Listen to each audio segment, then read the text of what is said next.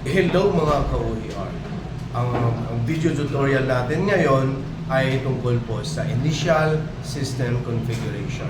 Okay? So, itong initial system configuration, ang ginagawa rito ay change natin ang name ng PC1 to server and then PC2 to client. And then, i-change na natin yung IP address. Okay? So, sana masundan ang ating tutorial pinadali ni Sir Uya para at least masundan ulit. Okay, so handa na ba? Kung handa na, tara, simulan na natin.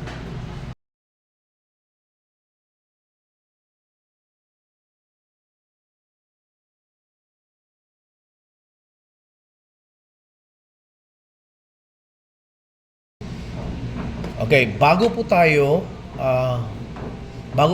mag peer-to-pair network connection, of course, dahil gamit natin yung VirtualBox, ito ang pinaka-importante, no? Importanteng gagawin.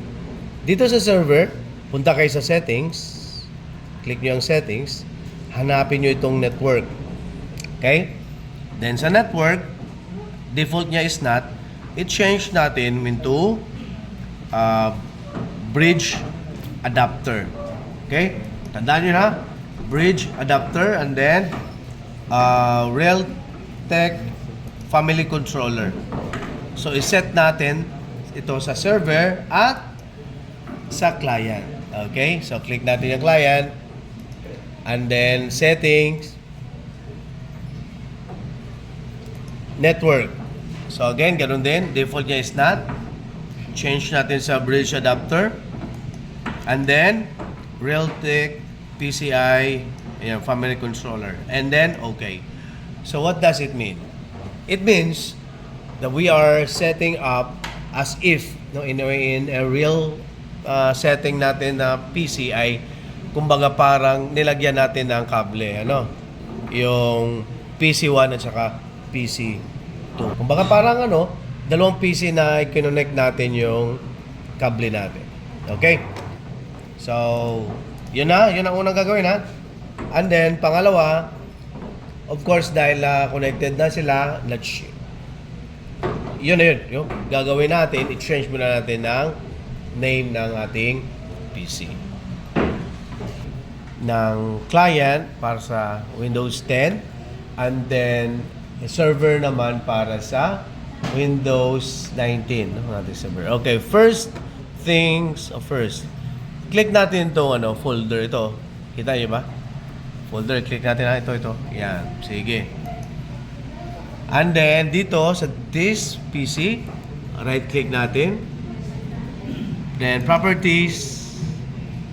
And then, ito. At titingnan niyo, device name so far is desktop N4D S9HT. So, palitan natin ng, dahil ito ay Windows 10, palitan natin ng client. Okay? So, ilagay lang natin dito, client. And then next, baka mag-restart ito or what? Yes. So, as I said, it will restart. So, restart muna natin. Hintayin lang natin ng mga ilang mga minutes, ha? Okay, pause ko lang para at least hindi naman tayo haba. Okay, so malapit na.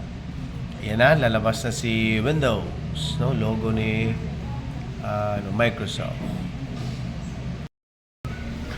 Okay, so login muna natin. Okay, login muna natin ha. Client. So see, nakita kagad natin client, ano? And then just to confirm na talagang client na yung name no, ng ating PC, ganun pa rin, right-click natin. Then, properties.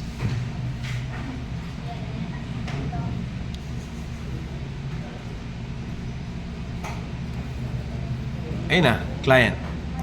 See? Okay. So, meaning, your PC is now renamed to client. This is important, especially if we are going to do peer-to-peer connection. So, Saan yung CMD? Type muna natin CMD. May check lang ako. Okay. Napakabilis. Okay, so nakikita natin dito, client na, no? Importante ito kasi lalo tigit tayo ay gagawa ng peer-to-peer connection. So ngayon naman, ipapakita ko naman sa inyo ngayon kung paano naman i-rename, no? Na ang ating assuming na sakto ito, server, hindi pa pala na ano ito. Okay, start natin.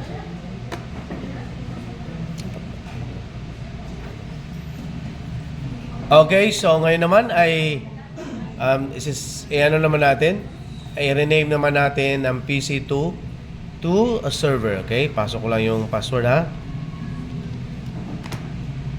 Okay.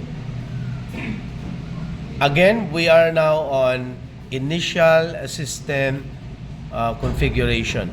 So we're going to change the name of PC1 as client, PC2 as server, and then change na natin yung IP address kasi tayo ay papunta na sa peer-to-peer connection, no? Setup. Okay, by the way, pag maglabas ito, ano nyo lang, okay nyo lang. Okay, so check natin ha.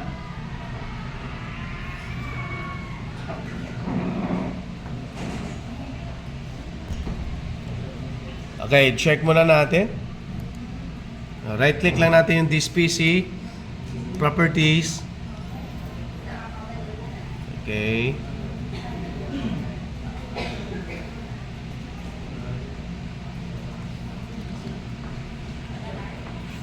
So nakalagay dito so far.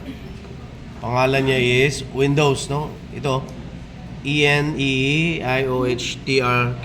So papalitan din po natin yung name nito. Dito, change lang natin yung settings.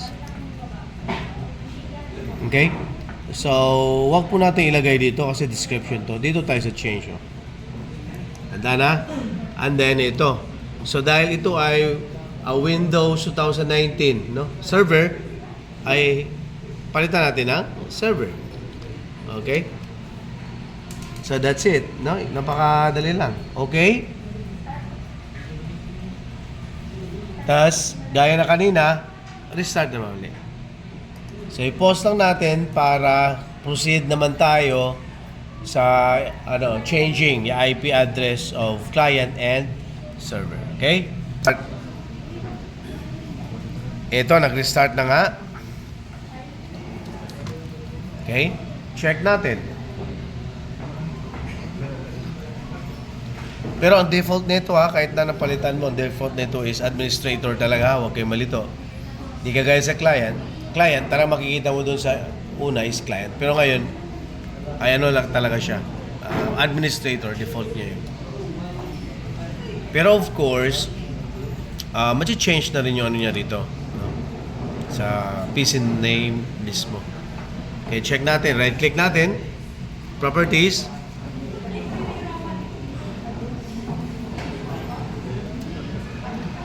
Okay, server ito.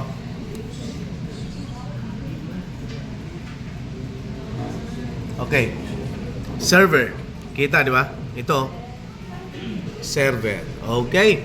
So, i-ano lang natin yung client. Palitan lang natin kunti.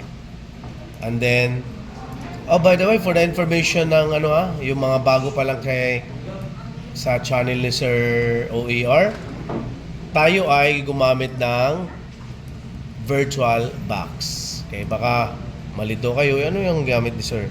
Ito po ay virtual box. So, kung inyo napapansin, change na po ang name ng ating client at server.